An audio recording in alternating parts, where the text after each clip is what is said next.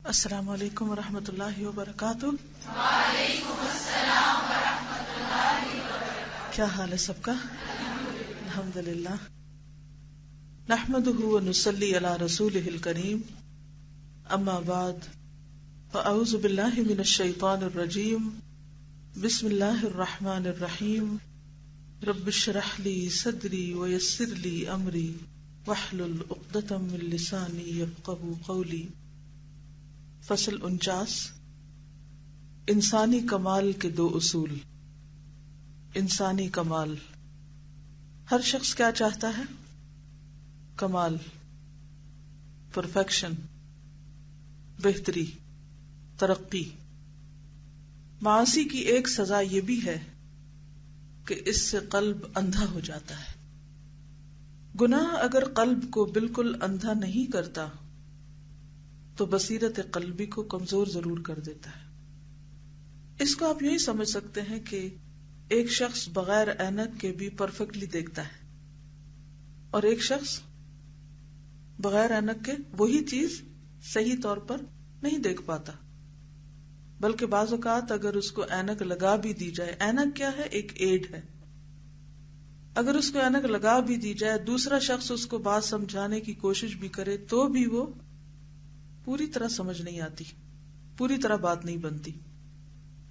قلب اندھا اور کمزور ہو تو ہدایت کی معرفت حاصل نہیں ہوتی، یعنی ہدایت کی پہچان ہی نہیں ہوتی، صحیح راستہ نظر ہی نہیں آتا، صحیح حقیقت کو انسان نہیں پاتا، کیونکہ دل پر پردے پڑے ہوئے ہیں۔ کس کے؟ خواہشات کے، تعصبات کے، ماحول کے۔ تو اس کا نتیجہ کیا ہوتا ہے کہ انسان اگر کچھ دیکھتا بھی ہے، مثلاً ان پردوں کے ساتھ اگر قرآن بھی پڑھتا ہے تو بھی ہدایت نہیں پاتا۔ صرف اللہ کا خوف ہوتا ہے جو ان پردوں کو پھاڑتا ہے، اور پھر انسان کو اصل حقیقت نظر آتی۔ ورنہ بعض اوقات کیا ہوتا ہے کہ قرآن سے بھی اپنی مرضی، اپنی سمجھ، اپنی خواہش کے مطابق معنی نکالنے کی کوشش کرتا ہے۔ جب اللہ کا ڈر نہیں ہوتا تو انسان کتاب اللہ کے ساتھ کھیلنے سے بھی گریز نہیں کرتا، کیونکہ اللہ کا ڈر ہی نہیں ہے، وہ کام اللہ کے لیے ہو ہی نہیں رہا، وہ کسی ذاتی مفاد یا کسی ذاتی مقصد کے لیے ہو رہا ہے۔ تو ہدایت کہاں سے ملے؟ حق کہاں سے ملے؟ قلب اندھا اور کمزور ہو تو ہدایت کی معرفت حاصل نہیں ہوتی، ہدایت پہچانی نہیں جا پاتی۔ ایسا شخص اپنی ذات پر حق کا نفاذ نہیں کر سکتا، یعنی خود کو بھی مسلمان نہیں بنا سکتا، خود کو بھی مسلمان نہیں بنا سکتا۔ اسی لیے آپ دیکھتے ہیں کہ بعض اوقات لوگ قرآن پڑھ کر بھی اس طرح ریاکٹ کرتے ہیں گویا وہ کبھی قرآن کے قریب سے بھی نہ گزرے۔ نبی صلی اللہ علیہ وسلم کا اخلاق کیا تھا؟ قرآن۔ لیکن ایسے لوگوں کا اخلاق نہیں بدلتا، سوچ نہیں بدلتی، طریقہ زندگی نہیں بدلتا، کیونکہ ان کے طریقہ زندگی پر وہی جاہلیت کے پردے پڑے ہوتے ہیں۔ ہم سب اس بارے میں کس قدر فکر مند ہوتے ہیں کہ کوئی مجھے کیا کہتا ہے، میرے بارے میں کیا کہتا ہے۔ ہوتی ہے نا پریشانی، اگر ہمیں کوئی کچھ کہہ دے تو ہمیں بات لگ جاتی، یا دوسرے عام الفاظ میں سمجھیے کہ جسے کہتے ہیں نا کوئی چیز لڑ جاتی ہے۔ کیا فرق ہے لگ جانے اور لڑ جانے میں؟ لگنے میں تو یہ ہے کہ مثلاً آپ کہیں سے گزر رہے ہیں تو آپ کو میز کا کونا لگ گیا، آپ نے تھوڑا سا ہاتھ مارا اور وہ ٹھیک ہو گیا۔ اور جب کوئی سانپ یا بچھو یا کوئی ایسی چیز لڑ جاتی ہے تو پھر کیا ہوتا ہے؟ وہ چیز دل کے اندر تک تکلیف کی شدت چلی جاتی۔ تو دیکھیے کہ جب کوئی شخص ہماری ذات پر ہمیں کچھ کہتا ہے، ہمارے خلاف، ہمارے جذبات کو مجروح کرتا ہے، ہمارے کسی مفاد پر اس کی بات سے زد پڑتی ہے، تو ہمارا ری ایکشن کیا ہوتا ہے؟ پھر ہم کیا کرتے ہیں؟ ری ایکٹ کس طرح کرتے ہیں؟ کتنے دکھی ہوتے ہیں۔ لیکن جب کوئی شخص اللہ پر، اس کے رسول پر، اس کے دین پر، دین کے کسی حکم پر کوئی بات کرتا ہے، ان کے خلاف کچھ کہتا ہے، تو پھر ہمارا طرز عمل کیا ہوتا ہے؟ ذات کا نقصان ہو تو ہم غضبناک ہوتے ہیں، دین کا نقصان ہو تو بے حس ہوتے ہیں۔ کس چیز کا فرق ہے؟ ذات کی خاطر دین کا بڑے سے بڑا نقصان کر دیں گے اور ریئلائزیشن بھی نہیں ہوتی۔ کیوں؟ اس لیے کہ قلب اندھا ہو چکا ہے، یا اگر اندھا نہیں تو کمزور ضرور ہے، کہ اصل فائدہ نظر نہیں آ رہا۔ اصل فائدہ کس میں ہے؟ اپنی ذات کو بچانے میں، اپنی ذات کے دفاع میں؟ وہ تو اللہ کرے گا، ان اللہ یدافع عن الذین آمنوا، وہ تو اس کا کام ہے۔ ہمارا کام کیا ہے؟ ہمارا کام ہے اللہ کی عبادت کرنا۔ اس کے خلاف کوئی بات ہو، اس کے دین کے خلاف کوئی بات ہو، جب اس کے دین کو کوئی نقصان دے رہا ہو تو اس وقت دفاعی قوت کو متحرک کرنا۔ لیکن ایسا بہت کم ہوتا ہے۔ ہم سب بھی اپنا اپنا جائزہ لیں کہ جب ذات اور دین مقابل آتے ہیں تو ہمارا جھکاؤ کس طرف ہوتا ہے، ہماری پریشانی کیا ہوتی ہے، ہماری پرائرٹی کیا ہوتی ہے۔ تو ایسا شخص اپنی ذات پر، اپنے اوپر حق کا نفاذ نہیں کر سکتا، یعنی اللہ کا حکم وہ نہیں مانتا پھر پوری طرح، پڑھنے لکھنے کے باوجود بھی، اور کسی دوسرے پر نفاذ حق کی قوت بالکل کمزور ہو جاتی، یعنی ایسا شخص کسی دوسرے سے حق بات منوا بھی نہیں سکتا۔ بعض اوقات ایسا ہوتا ہے نا کہ ہمیں پتہ ہوتا ہے کہ دوسرا شخص غلط کر رہا ہے، لیکن ہم اس کی غلطی کو کیا کرتے ہیں؟ بتا سکتے ہیں کہ تم غلط کر رہے ہو؟ کیوں؟ جی آپ بتائیے۔ قوت ہی نہیں ہوتی، قوت ایمانی نہیں ہوتی۔ دل میں ڈر ہوتا ہے کہ اگر میں نے کسی کو کچھ بتایا کل یہ بھی مجھے کچھ کہے گا۔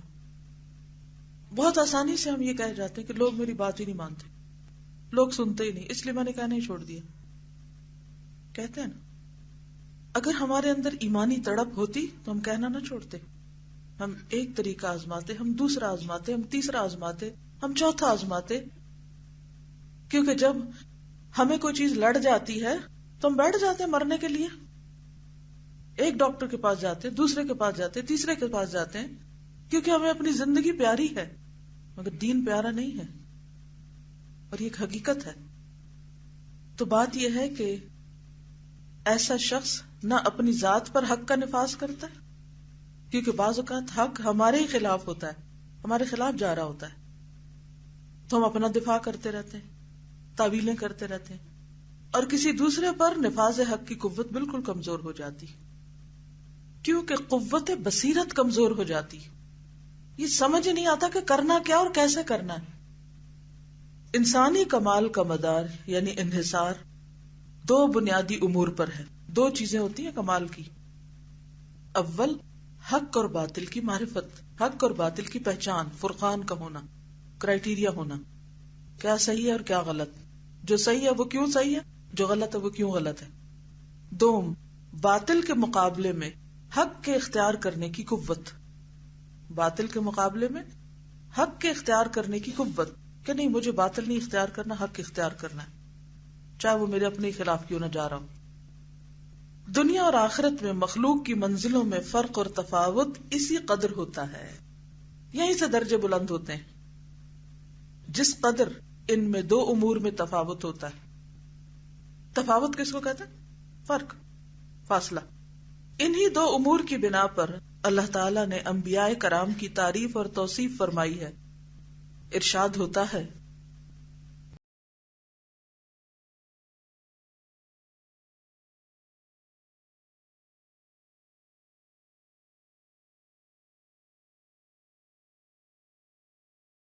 سورۃ صاد 45، اور اے پیغمبر صلی اللہ علیہ وسلم ہمارے بندوں ابراہیم اور اسحاق اور یعقوب علیہ السلام کو یاد کرو، وہ ہاتھوں اور آنکھوں والے تھے۔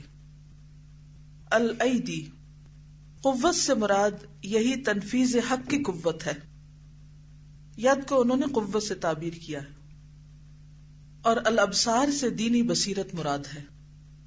اللہ تعالیٰ نے انبیاء کرام کی مدح اور توصیف یعنی تعریف ادراک حق، حق کو پانا، اور تنفیذ حق، حق کو نافذ کرنا کے کمال کی وجہ سے کی ہے کہ ان کے اندر یہ قوت تھی. سمجھ نہیں آ رہا پریشانی کیوں ہے؟ کچھ چہروں پہ پریشانی دکھ رہی ہے. زیادہ مشکل ہے. اگر عزم کر لیں گے کہ سمجھنا تو اللہ سمجھا دے گا، کیونکہ جس کے ساتھ اللہ بھلائی کا ارادہ کرتا ہے اس کو دین کی سمجھ دے دیتا ہے. اور اگر سمجھ نہیں آ رہی تو پوری کوشش کریں کہ کیوں نہیں آ رہی، کمی مجھ میں ہے. اور جہاں مشکل ہے وہاں آپ نشان لگا کے سوال کر سکتے ہیں بعد میں. لیکن یہ باتیں ہم سب کے لیے سمجھنا ضروری ہے، کیونکہ قرآن کا طالب علم قرآن کے معلم سے فائدہ اٹھاتا ہے. ابن قیم الجوزیہ نے کئی سال جیل میں گزارے، جہاں دن رات انہوں نے قرآن کو پڑھا، اور صرف پڑھا نہیں، سمجھا، اور سمجھنے کے بعد یہ کتاب لکھی. ان دو امور کے لحاظ سے لوگوں کی 4 قسمیں ہیں. انبیاء کرام ان میں سے اعلیٰ ترین اور اشرف ترین قسم کے لوگ ہوتے ہیں، ان کا درجہ بہت بلند ہوتا ہے. دوسری قسم کے لوگ وہ ہیں جو ان لوگوں کے بالکل برعکس اور ان کی ضد ہیں. انہیں نہ دین کی بصیرت حاصل ہوتی ہے اور نہ تنفیذ حق کی قوت ہی حاصل ہوتی ہے. دنیا میں زیادہ تر مخلوق اسی قسم کی ہے. امیجن کرے پورے گلوب کو، میجورٹی جو پاپولیشن ہے اس وقت دنیا کی، ان کے اندر کیا حق کی بصیرت ہے، دین کی سمجھ ہے؟ نہیں ہے. اور جب دین کی سمجھ ہی نہیں تو اس دین کو نافذ انہوں نے کہاں کرنا ہے؟ تو اعلیٰ ترین درجہ اور ادنا ترین درجہ انسانوں کا بالکل اپوزٹ. ایسے لوگوں کو دیکھنے سے آنکھوں میں چبھن ہوتی ہے. کن کو؟ جن کے پاس دین کی سمجھ نہیں ہوتی. روح کو بخار اور قلب کو بیماری لاحق ہو جاتی. اگر کچھ زیادہ دیر ایسے لوگوں کے بیچ میں بیٹھنا پڑے تو کیفیت کیا ہو جاتی؟ گھٹن کا احساس ہو. ایسے لوگ بستیوں کو تنگ کر دیتے ہیں فتنے فساد کی وجہ سے. بازاروں میں نرخ بڑھا دیتے ہیں، مہنگائی کر دیتے ہیں. ان کی صحبت سے ذلت اور رسوائی کے سوا کچھ ہاتھ نہیں آتا. اگر انسان ان کے پاس بیٹھے، ان سے دوستی کرے، ان کی کمپنی اختیار کرے تو ذلیل اور رسوا ہوتا ہے. تیسری قسم کے لوگ وہ ہیں جو رشد و ہدایت کی بصیرت اور معرفت تو رکھتے ہیں، یعنی دین کو سمجھتے ہیں، لیکن کچھ ایسے کمزور واقع ہوتے ہیں کہ تنفیذ حق اور دعوت الی الحق یعنی لوگوں کو اللہ کی طرف بلانا، خیر کی طرف بلانا، اس کی قوت نہیں رکھتے. خود تو کسی طرح ہمارے بندے دین کو کچھ پڑھ لیتے ہیں، لیکن نہ گھر والوں کو کچھ بتاتے ہیں، نہ ان کو اس طرف لاتے ہیں، نہ اپنے بچوں کو، نہ شوہروں کو، نہ بہن بھائیوں کو، اور نہ کسی اور کو. بس وہ اپنے ہی خول میں بند ہوتے ہیں، صرف اپنی ذات کا پتہ ہے، آس پاس کا کچھ پتہ نہیں. وہ اس کو نہ اپنا فرض سمجھتے ہیں اور نہ اس کی کوئی کوشش کرتے ہیں. ایسے لوگ ضعیف قسم کے مومن ہوتے ہیں، اور قوی مومن اللہ تعالی کے نزدیک ضعیف سے زیادہ بہتر اور اسے زیادہ محبوب ہوتا ہے. اللہ کو کون محبوب زیادہ ہے؟ قوی مومن. چوتھی قسم کے لوگ وہ ہیں جو قوی، صاحب قوت، صاحب عزیمت و ہمت تو ہیں، لیکن دینی بصیرت میں کمزور ہوتے ہیں. یعنی دنیاوی امور میں بہت صاحب بصیرت ہیں، لیکن دین کے معاملے میں کمزور واقع ہوئے. ان میں اس کی تمیز نہیں ہوتی کہ وہ پہچان سکیں کہ اولیاء الرحمن کون ہیں اور اولیاء الشیطان کون، بلکہ ہر کالی چیز ان کے نزدیک کھجور ہوتی ہے اور ہر سفید چیز چربی. تو وہ ایک ہی لاٹھی سے سب کو ہانکتے ہیں، ہر چیز کو جنرلائز کر رہے ہوتے ہیں. یہ لوگ ورم کو چربی کا اضافہ خیال کرتے ہیں. ورم کہتے ہیں سوجن. آپ دیکھو کہ بعض اوقات کوئی بھیڑ کاٹ دے تو جسم سوج جاتا ہے، تو وہ سوجن کے اندر جو چیز ابری بھی ہوتی ہے وہ چربی نہیں ہوتی. ایک موٹاپا چربی کی وجہ سے ہوتا ہے اور ایک سوجن کی وجہ سے، تو وہ اس میں فرق نہیں کر پاتے. اور اگر انہیں کوئی نفع بخش دوا پیش کی جاتی ہے تو اسے زہر سمجھتے ہیں. ایسے لوگوں میں امامت فی الدین کی صلاحیت قطعاً نہیں ہوتی. یعنی ایسے لوگ دینی رہنما نہیں ہو سکتے کہ جن کے اندر سمجھ بوجھ نہ ہو اور وہ دو چیزوں کا فرق نہ جانتے ہوں. واقعہ یہ ہے کہ سوائے پہلی قسم کے لوگوں کے کسی میں بھی امامت فی الدین کی صلاحیت نہیں ہوتی. یعنی دین کی رہنمائی کا کام وہی کر سکتے ہیں جو پہلی قسم کے لوگ ہیں. جس کیٹیگری سے کون تعلق رکھتا ہے؟ انبیاء. اور انبیاء کے بعد ان کی پیروی کرنے والے لوگ جو سچے پیروکار ہوتے ہیں. چنانچہ ارشاد باری تعالیٰ ہے السجدہ 24. اور ہم نے بنی اسرائیل میں سے پیشوا بنائے تھے. یعنی یہ پیغمبروں کی بات نہیں ہو رہی، اب ان کے بعد کے لوگوں کی جو بنی اسرائیل میں امامت کے درجے میں تھے، جو ہمارے حکم سے ہدایت کرتے تھے جبکہ وہ ایذاؤں پر صبر کرتے رہے اور ہماری آیتوں کا یقین بھی رکھتے تھے. تو دینی امامت صرف وہ شخص کر سکتا ہے جو اذیتوں پر صبر کر سکے، جو لوگوں کی طرف سے پیش آنے والی مشکلات اور تکلیفوں کو سہ سکے. اور یہ انتہائی ضروری ہے. یہ تین اہم چیزیں یہاں بیان ہو رہی. نمبر 1، یہدون بامرنا، ہمارے حکم سے ہدایت کرتے تھے، یعنی اللہ تعالی کے احکامات کے ذریعے لوگوں کی رہنمائی کرتے تھے.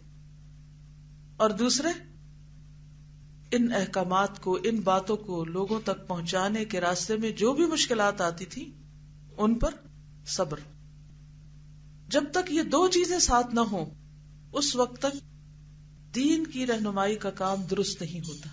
اگر کوئی شخص دین کے نام پر کچھ اور لوگوں کو سکھا رہا ہو اور چیزیں آگے پیش کر رہا ہو، کیونکہ بعض اوقات لوگ کہتے ہیں کہ ہم دین سکھا رہے ہیں لیکن قرآن سے کوئی تعلق نہیں ہوتا، صرف کچھ شخصیتوں کے بلبوتے پر یا شخصیتوں کے افکار یا ان کے نظریات کی ترویج کی جا رہی ہوتی جن سے وہ مروب ہوتے ہیں.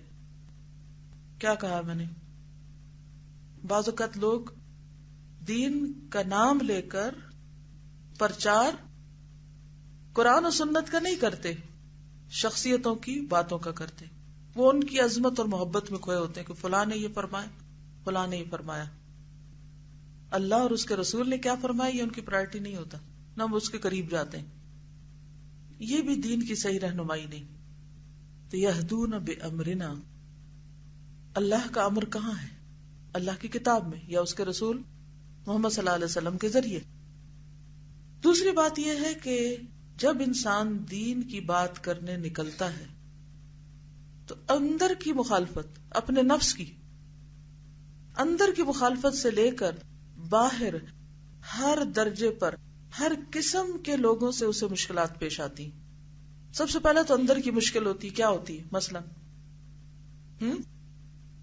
نفس بہکاتا رہتا ہے، بڑا مشکل ہے، یہ کرو گے تو ایسا ہو جائے گا، ویسا ہو جائے گا. شیطان راستے میں آتا ہے، لوگ آتے ہیں. لوگوں میں کون کون آتا ہے؟ سب سے پہلے اپنے گھر والے، اپنے بچے، اپنے شوہر، اپنے بہن بھائی، اپنی برادری، خاندان، رشتہ دار، فرینڈز. گڈ. اس کے بعد وہ جو آپ کے چاہنے والے نہیں ہوتے بلکہ آپ سے تھوڑا ڈسٹینس پہ ہوتے ہیں. پھر اس کے بعد آپ کے حاسد، پھر اس کے بعد آپ کے دشمن. ہر درجے میں لوگ آپ کی مخالفت کرتے ہیں. کسی کی مخالفت محبت کے انداز میں ہوتی ہے، کوئی محبت سے رکاوٹ ڈالتا ہے اور کوئی نفرت سے. تو دونوں میں ہی آزمائش ہوتی ہے، دونوں ہی رکاوٹوں کو عبور کرنا مشکل ہوتا ہے. محبت کرنے والوں کا دل توڑنا بھی مشکل ہوتا ہے، اور دشمن تو خیر دشمن ہے ہی، حاسد تو حاسد ہے ہی. تو ایسے میں یہ ہو نہیں سکتا کہ کوئی دینی رہنمائی کرے بغیر اس کے کہ وہ ایذاؤں پہ صبر کرے جو لوگوں کی طرف سے پیش آئیں یا اپنے اندر سے پیش آئیں. اور پھر تیسری بات یہاں کیا کہی گئی؟ ہماری آیتوں کا یقین بھی رکھتے تھے. آیتوں کا یقین کہ جو اللہ نے فرمایا سچ فرمایا، اور یہی اصل کامیابی ہے اور یہی کرنے کا کام ہے. اس سے وہ ادھر ادھر نہ ہلے. کیونکہ بہت سے لوگ قرآن کو پروو کرتے رہتے ہیں سائنس سے. قرآن کی آیت پر ان کا یقین کم ہوتا ہے، لیکن اگر کوئی اس سے ملتا جلتا سائنس کا فیکٹ سامنے آ جائے تو ان کے دل کھل اٹھتے ہیں، خوش ہو جاتے ہیں کہ ہمارے بزرگوں نے تو یہ فرمایا ہے، اب قرآن بھی سچا ہے. یہ طریقہ ٹھیک نہیں ہے. ٹھیک ہے آپ پڑھیں، بہت کچھ پڑھیں، جانیں، سائنس موافقت کرتی ہے، مخالفت کرتی ہے، کسی کی کوٹیشن آپ کی کتاب کے حق میں ہے یا مخالف ہے، ڈزنٹ میٹر. اس کتاب پر یقین کا درجہ ہر چیز کے یقین سے زیادہ ہونا چاہیے. ایسا یقین کہ اگر دنیا بھر سے بھی کوئی دوسری دلیل آپ کو اس کے سپورٹ میں نہ ملے تو بھی آپ کا یہی ہو کہنا کہ جو یہ کہتا سچ کہتا ہے. سمعنا و اطعنا. سمجھ آتی ہے تب بھی، سمجھ نہیں آتی تب بھی، ہے سچ، کرنا یہی ہے، حقیقت یہی ہے، فائدہ اسی میں ہے. اگر مجھے سمجھ نہیں آ رہا تو میری عقل کا قصور ہے. حضرت ابوبکر صدیق کے سامنے جب حضور صلی اللہ علیہ وسلم کے بارے میں کہا گیا کہ تمہارا دوست کہتا ہے کہ وہ آسمانوں سے ہو کر آ رہا ہے، تو انہوں نے کیا کہا؟ اگر وہ کہتا ہے تو سچ کہتا ہے. وہ تو اس سے بھی بڑی بات کہتا ہے کہ اس کے پاس آسمانوں سے وحی آتی ہے. تو اگر کوئی شخص وحی کو مان جاتا ہے تو پھر اس کے بعد کوئی بھی دوسری چیز ماننے میں کیا مشکل ہے؟ یؤمنون بالغیب. ہدایت کا راستہ تو کھلتا ہی نہیں جب تک یؤمنون بالغیب نہ ہو. پھر شک کی تو بات ہی نہیں. تو یہ تین چیزیں جب تک نہ ہوں، اللہ کے حکم کے ساتھ رہنمائی کرنا، لوگوں کی طرف سے آئی ہوئی اذیتوں پر صبر کرنا، اور آیتوں پر پورا پورا یقین رکھنا، اس کے بغیر دین کی رہنمائی نہیں ہو سکتی. ہوگی تو کمزور ہوگی، اور جس درجے کی ہوگی نتیجہ بھی اس درجے کا ہوگا. اللہ تعالیٰ خبر دیتا ہے کہ ان حضرات نے صبر اور یقین کے ذریعے امامت فی الدین کا درجہ حاصل کیا ہے. صبر اور یقین انسرکل کر لیں اور اپنے لیے بھی کہیں بڑا بڑا لکھ لیں کہ اگر میں واقعی دین کا کام کرنے میں سچی ہوں اور اجر کمانا چاہتی ہوں اور قیامت کے دن من النبیین والصدیقین والشہداء والصالحین کے زمرے میں شامل ہونا چاہتی ہوں تو پھر صبر اور یقین ضروری ہے. اور خاسرین کی جماعت سے صرف انہی حضرات کو اللہ تعالیٰ نے مستثنی فرمایا ہے، نقصان سے یہی بچے ہوئے ہیں. اللہ اکبر. اللہ تعالیٰ اس زمانے کی قسم کھاتا ہے جس میں خاسرین اپنے خسران اور گھاٹے کی کوششیں کرتے ہیں، اور رابحین کس کو کہتے ہیں؟ نفع پانے والے، اپنے ربح اور منافع کی تحصیل کی کوششیں کرتے ہیں. اور قسم کے بعد فرماتا ہے کہ ان لوگوں کے سوا تمام لوگ خسران اور گھاٹے میں ہیں. چنانچہ فرماتا قسم ہے زمانے کی، آدمی گھاٹے میں ہے، مگر وہ لوگ جو ایمان لائے اور انہوں نے نیک عمل کیے، ایک دوسرے کو حق کی ہدایت کرتے رہے اور ایک دوسرے کو صبر کی ہدایت کرتے رہے، وہ البتہ گھاٹے میں نہیں ہے. کیا چاہتے ہیں اپنے لیے؟ کیا چاہتے ہیں؟ واقعی سچے ہیں اس میں؟ سوچ لیں. میں مشکلات ہوں گی، پھر صبر سے کام لینا ہوگا. ہم کیا چاہتے ہیں کہ ہم دین کا کام بھی کر لیں اور مشکل بھی کوئی نہ آئے، ہر چیز ہماری مرضی کے مطابق برابر ہو جائے، پھر ہم اس راستے پہ چلتے جائیں اور پھر ہم فلاح پانے والوں میں شامل ہو جائیں. مگر یہ تو کانٹوں بھری راہ ہے. ایک کو چھڑا کے بچیں گے تو دوسرے میں جا پڑیں گے، دوسرے سے نکلیں گے تو تیسرے میں. کیونکہ شیطان چین سے بیٹھ سکتا ہی نہیں کہ کوئی اس راستے پہ چلے اور پھر وہ اسے آرام کرنے دے. نہیں، یہ نہیں ہو سکتا. ایک شخص فتنہ فساد کر رہا ہے، شراب پی رہا ہے، زنا میں پڑا ہوا ہے، کچھ اور غلط کام کر رہا ہے، تو شیطان اس کی طرف سے مطمئن ہو جاتا ہے کہ یہ تو آلریڈی میرا بن چکا، لہذا وہ ان کو کچھ اور اچھے کام کرنے کے لیے چھوڑ بھی دیتا ہے. تو لوگ کیا کہتے ہیں؟ کوئی بات نہیں، شراب پیتا ہے، فلاں فلاں خراب کرتے، مگر اس کا اخلاق بڑا اچھا ہے. یہ عام طور پہ دیکھا ہوگا آپ نے. تو ان کے بڑے بڑے عیبوں پہ پردہ پڑ جاتا ہے صرف ان کی چند ظاہری خوبیوں کی وجہ سے. ادھر جو شخص حق پر ہوتا ہے، ہدایت پر ہوتا ہے، اس کے پیچھے کیسے لگتا ہے کہ اس کا عقیدہ درست ہے، عبادات درست ہیں، لیکن وہ اس کے اخلاق میں ایسی خرابی پیدا کرتا ہے کہ جس کی وجہ سے وہ لوگوں کے درمیان اپنی جگہ نہیں بنا سکتا، لوگوں کے دلوں میں گھر نہیں کر سکتا، لہذا اس کی کوئی بات ہی سننے کو تیار نہیں ہوتا، اس کی کوئی ماننے کو تیار نہیں ہوتا.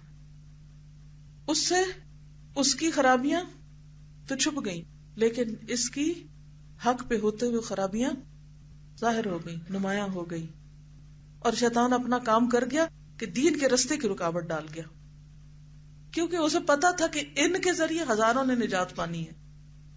یہ صرف اکیلے نہیں چل رہے، یہ ہزاروں کو لے کے چلیں گے ساتھ، لہذا ان کو توڑو، ان میں خرابی پیدا کرو، تاکہ جو ان کے پیچھے اور لشکر آنے والا وہ تو وہیں رک جائے. تو وہ ایسی ایسی رکاوٹیں ڈالتا ہے، بعض اوقات خوبصورت رکاوٹیں، بعض اوقات اور رکاوٹیں کہ جس کی وجہ سے انسان سے بڑا فائدہ بالکل اوجھل ہو جاتا ہے اور انسان چھوٹی چھوٹی چیزوں پر الجھنے لگتا ہے اور وہ حاصل نہیں کر سکتا جو وہ کر سکتا اگر وہ صبر کرتا. تو ہمارا نفس بھی ہمارا بہت بڑا دشمن ہے اور شیطان تو ہے ہی. لہذا اپنی ذات سے اوپر اٹھے، لوگوں کی ڈالی ہوئی مشکلات سے اوپر اٹھے اور وہ کریں جس میں دین کا بڑا فائدہ ہے، زیادہ فائدہ ہے. یہاں اللہ تعالیٰ صرف ایمان اور مغفرت اور صبر علی الحق پر اکتفا نہیں فرماتا، بلکہ فرماتا ہے کہ ایک دوسرے کو حق اور صبر کی وصیت اور تلقین کریں، ایک دوسرے کی ہدایت اور رہنمائی کرتے رہیں اور ان کو حق اور صبر پر آمادہ کریں. جب ایسے لوگوں کے سوا تمام خسران اور گھاٹے میں ہیں تو معلوم ہوا کہ معاصی اور گناہ بصیرت قلب کو ضائع کر دیتے ہیں. گناہ کرنے والے ادراک حق سے بھی محروم ہو جاتے ہیں. ان کی تمام قوتیں، عزیمتیں، ہمتیں پست اور کمزور ہو جاتی ہیں اور وہ حق کے لیے صبر و ثبات کی طاقت ہی اپنے اندر نہیں رکھتے، بلکہ معاصی کا حملہ اور وار بھی حملے کو کہتے ہیں، حملہ اور وار قلوب پر ہر وقت جاری رہتا ہے تاکہ اس کی قوت مدرکہ بالکل دوسری راہ اختیار کر لیتی ہے. اور جس طرح اس کے اعمال اور افعال کی راہ دوسری سمجھ جاتی ہے، اس کی راہ بھی غلط اور کج ہوتی جاتی ہے. دل پر ہر وقت کیا ہوتا ہے؟ معاصی کا حملہ، وسوسے. جب انسان صبر نہیں کرتا تو کبھی کسی کی بات یاد آتی ہے اور انسان کہتا ہے دیکھو فلاں نے تمہاری اتنی بے عزتی کر دی، اب بھی تم اس کے ساتھ چلو گے، فلاں نے تمہارے ساتھ ایسا کر دیا، فلاں نے ایسا کر دیا، تم ذلیل ہی ہوتے رہو گے. اور وہ فلاں کون تھے؟ وہ بھی دین کے رستے پر ہی تھے جن کے خلاف شیطان نے بھڑکایا ہوا ہے. کیونکہ یہ ہو نہیں سکتا کہ اگر ہم واقعی سچے دین کے دوست ہوں تو دین کے رستے پہ چلنے والوں سے نفرت کریں. یہ نہیں ہو سکتا. دو متضاد چیزیں. جو دین سے محبت کرتا ہے وہ دین کے رستے پر چلنے والوں سے خواہ ان میں غلطیاں ہوں پھر بھی ان کے لیے خیرخواہی رکھتا ہے. انصر اخاک ظالما و مظلوما. لیکن ہم کیوں نہیں ظالم کو روک پاتے؟ کیونکہ ہماری اپنی قوت ایمان کمزور ہوتی ہے. کیوں کمزور ہوتی ہے؟ کیونکہ ہم اپنی خواہشات اور اپنے نفس پہ قابو نہیں پا سکتے. جب ہم غصے میں ہوتے ہیں یا ہمارے اندر کوئی شیطانی وسوسے آ رہے ہوتے ہیں ہم ان کو کنٹرول نہیں کر سکتے، نکال نہیں سکتے کہ مجھے ان سے اوپر اٹھ کے کچھ کرنا ہے. تو معاصی کا حملہ اور وار قلوب پر ہر وقت جاری رہتا ہے تاکہ اس کی قوت مدرکہ بالکل دوسری راہ اختیار کر لیتی ہے. قوت مدرکہ ہوتی ہے کہ جس سے سوچنے سمجھنے اور حقائق کو جاننے کی. ادراک ہوتا ہے نا، پرسپشن. اور جس طرح اس کے اعمال اور افعال کی راہ دوسری سمجھ جاتی ہے اس کی راہ بھی کج اور غلط ہو جاتی، یعنی ٹیڑھی ہو جاتی. پھر اس کی یہ حالت ہو جاتی ہے کہ باطل کو حق سمجھتا ہے اور حق کو باطل. کسی کے نصیحت میں بھی کان نہیں دھرتا. معروف کو منکر سمجھنے لگتا ہے اور منکر کو معروف. اور جب وہ غلط راہ پر بلا کسی رکاوٹ کے چل کھڑا ہو تو وہ سفر الی اللہ، سفر الی دار الاخرہ سے بالکل بھٹک جاتا ہے اور صرف باطل پرست، ردی الاخلاق اور ردی الاعمال لوگوں کے مستقر کی طرف سرپٹ دوڑا چلا جاتا ہے جو صرف دنیا کی زندگی پر قناعت کیے ہوئے ہوتے ہیں اور اسی پر مطمئن ہیں، جو اللہ تعالی اور اس کی آیات سے بالکل غافل، بے خبر اور لقائے الہی سے یعنی اللہ کی ملاقات سے بالکل محروم ہو چکے ہیں. یعنی پھر انسان کا جب تنزل ہوتا ہے نا تو آہستہ آہستہ آہستہ آہستہ وہ ان لوگوں کو تو چھوڑ دیتا ہے جو دین پر ہوتے ہیں کیونکہ ان سے انہیں نفرت ہوتی ہے یا کوئی شکایت ہوتی. تو پھر جب انسان ایسے سرکل کو چھوڑتا جاتا ہے تو پھر نتیجہ کیا ہوتا ہے؟ آبویسلی سرکل چینج ہونا شروع ہو جاتا ہے کیونکہ انسان وہیں کمفرٹیبل ہوتا ہے جہاں اس کی کوئی سنے یا اس کی مرضی کی بات ہو.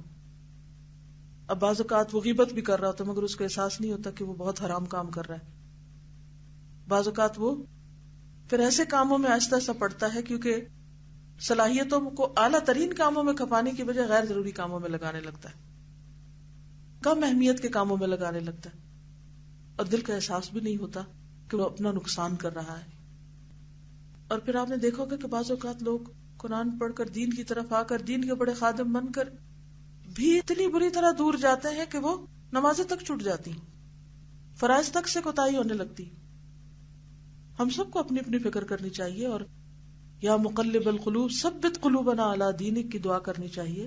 لیکن ایسا ہوتا ہے، اور آپ کے تجربے اور آپ کے علم میں بھی ایسی چیزیں آئی ہوں گی، لیکن ایسا کیوں ہوا؟ کیونکہ رستہ بدل گیا نا. جب شروع میں رستہ الگ ہوتا ہے نا تو زیادہ نہیں پتا چلتا انسان کو کہ رستہ بدل رہا ہے. ہوش اس وقت آتی ہے جب بہت دور چلا جاتا ہے انسان، پھر پلٹنے کی ہمت نہیں ہوتی، پھر انسان کہتا اب کیا کیا جائے. تو اس لیے بہت ضروری ہے کہ جب کوئی راستہ بدلنے لگے اسے پکڑ کے کھینچا جائے کہ کدھر جا رہے ہو. جب دو گاڑیاں آگے پیچھے جا رہی تھی نا، اگر ایک غلط طرف مڑے تو پیچھے والی کیا کرتی ہے؟ بلنک کرتی، ہارن دیتے ہیں، بعض اوقات چھوڑتے تھوڑی ہیں. جی دنیاوی معاملات میں تو ہم پریشان ہو جاتے ہیں کہ دوسرا غلط طرف چلا گیا، لیکن دین کے معاملات میں دین والوں کی حس بھی اتنی کمزور ہوتی ہے کہ انہیں پریشانی بھی نہیں ہوتی کہ دوسرا شخص کھو رہا ہے، جا رہا ہے کسی اور راستے پہ، اسے پکڑنا ہے. تو آپ کیسے نقصان سے بچ سکتے ہیں اگر آپ نے اس کو نہیں پکڑا؟ وتواصوا بالحق وتواصوا بالصبر. اور یہ انسان کی نفس کے بڑا خلاف ہوتا ہے کہ انسان اس کو پکڑ کے ساتھ جوڑے جو اس کی مخالفت کرتا ہے، یا اس کے ساتھ جڑے. آپ کو بھی کنوینئنٹ کیا لگتا ہے کہ جو جدھر جاتا ہے جائے، ہم بھی آزاد وہ بھی آزاد. نقصان کس کا ہوا؟ آپ کا یا اس کا؟ کس کا؟ دین کا. کیونکہ فرشتے کہاں سے اتریں گے اور کب اتریں گے اور کیوں اتریں گے ایسے لوگوں کے لیے؟ فرشتے کب آتے جی؟ جو استقامت اختیار کرتے ہیں. پہلی بات تو آپ دیکھیے کہ اس فتنوں کے دور میں دین کا کام کرنے والے ہیں ہی کم، انگلیوں پہ گنے جا سکتے، اتنے کم. پھر ان میں بھی اختلافات اور فتنے، ان میں بھی پھوٹ.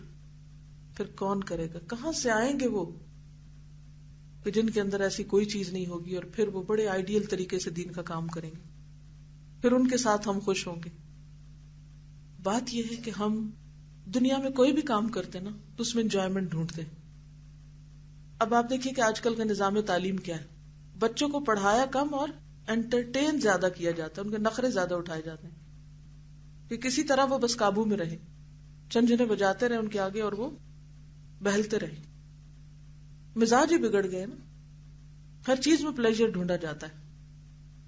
اسی طرح کوئی بھی کام ہم کر رہے ہیں، شادی ہے تو وہ بھی کیا بن کے رہ گئی ہے؟ شادی سے پہلے سے شروع ہو جاتا ہے، پہلے سے لے کے شادی کے موقع، شادی کے بعد صرف اور صرف ایک چیز ڈھونڈی جا رہی ہوتی ہے، کیا ہے؟ پلیجر. اور اگر وہ نہیں تو کیا کرو؟ چھوڑ دو ایک دوسرے کو، منگنی توڑ دو، نکاح توڑ دو، سب چھوڑ دو کیونکہ پلیجر نہیں ہے. تو کیا صرف پلیجر ہی زندگی کا مقصد ہے؟ دین کا کام بھی پلیجر ہے تو دین کا کام کرو، اور اگر نہیں ہے تو اس کو بھی چھوڑ دو. تو پھر تو ہم ہر کام صرف نفس کے بہلاوے کے لیے کر رہے ہیں. کیا نبی صلی اللہ علیہ وسلم نے ہر چیز میں صرف یہی دیکھا تھا کہ ہاں فلاں قرآن کلاس میں چلو بڑا مزہ آتا ہے وہاں، اور جس دن مزہ آنا چھوٹ گیا چلو چاہے بہت کچھ بھی سیکھ رہے ہو اس لیے چھوڑ دیا کہ مزہ نہیں آ رہا؟ کیا دین مزے کے لیے صرف سیکھا جاتا ہے؟ ہر چیز مزے کے لیے نہیں ہوتی. جب تک ہمارا نفس سختیاں جھیلنے کا عادی نہ ہو اس وقت تک ہم کوئی بڑا کام نہیں کر سکتے. پھر درجے کا فرق بھی اتنا ہی ہوگا. اور جب انسان اللہ کے لیے صبر کر کے کڑوی گولی کھا لیتا ہے نا تو اس کے بعد جو سکون ملتا ہے، اس کے بعد جو سکھ آتا ہے، وہ سب سے بڑا پلیئر ہوتا ہے. گناہوں کی سزا اور کچھ نہ ہو بلکہ صرف اتنی ہی ہو تو کافی اور وافی ہے. گناہوں کی سزا اور کچھ نہ ہو بلکہ صرف اتنی ہو تو کافی اور وافی ہے. اتنی ہی عقوبت کا تصور دعوت دیتا ہے، عقوبت یعنی سزا کا تصور دعوت دیتا ہے کہ انسان معاصی اور گناہوں سے پوری طرح اجتناب کرے اور اللہ کی نافرمانی قطعاً ترک کر دے. واللہ المستعان.